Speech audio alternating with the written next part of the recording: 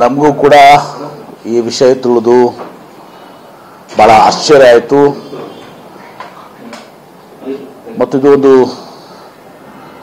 ಅತ್ಯಂತ ದುರದೃಷ್ಟಕರ ವಿಚಾರ.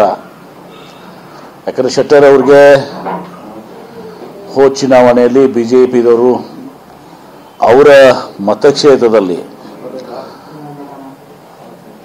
ಪಕ್ಷವನ್ನು ಕಟ್ಟಿ ಬೆಳೆಸಿದಾಗನೂ ಕೂಡ ಅವ್ರಿಗೆ ಕೇವಲ ಒಂದು ಟಿಕೆಟನ್ನು ಕೇಳ್ತಾ ಇದ್ರು. ಅವರು ಹಾಲಿ ಶಾಸಕರಿದ್ರು ಕೂಡ ಅವರಿಗೆ ಟಿಕೆಟನ್ನು ನಿರಾಕರಿಸಿದ್ರು.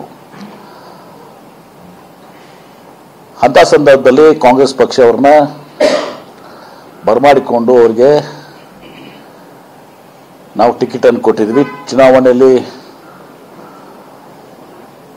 ಅವರು ಪರಾಭವಗೊಂಡ್ರು, ಅದೊಂದು ಬೇರೆ ವಿಚಾರ. ಅದಾಗಿನೂ ಕೂಡ ಅವ್ರನ್ನ ನಾವು ವಿಧಾನ ಪರಿಷತ್ನ ಸದಸ್ಯರಾಗಿ ಮಾಡಿದ್ದೀವಿ ಮತ್ತು ಅವ್ರಿಗೆ ಅವರ ಅಭಿಪ್ರಾಯಗಳನ್ನ ಎಲ್ಲ ಪಕ್ಷದ ವೇದಿಕೆಯಲ್ಲಿ ಕೂಡ ಅವ್ರಿಗೆ ನಾವು ಗೌರವಿಸುವಂಥ ಕೆಲಸವನ್ನು ಮಾಡಿದ್ದೀವಿ. ಮುಂದೆ ಪಾರ್ಲಿಮೆಂಟ್ ಚುನಾವಣೆ ನಂತರ ಅವ್ರಿಗೆ ಒಳ್ಳೆ ಭವಿಷ್ಯತ್ ಇತ್ತು ಅಂತೇಳಿ ನಾನು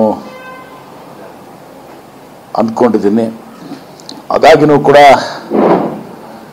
ಯಾಕೆ ಎಷ್ಟು ತರಾತರ ಇರಲಿ, ಯಾಕಂದ್ರೆ ಅವರೊಬ್ಬರು ಹಿರಿಯರು, ನಾವು ಉಳಿದವ್ರ ಬಗ್ಗೆ ಮಾತನಾಡೋಕ್ಕೆ ಬರೋಲ್ಲ.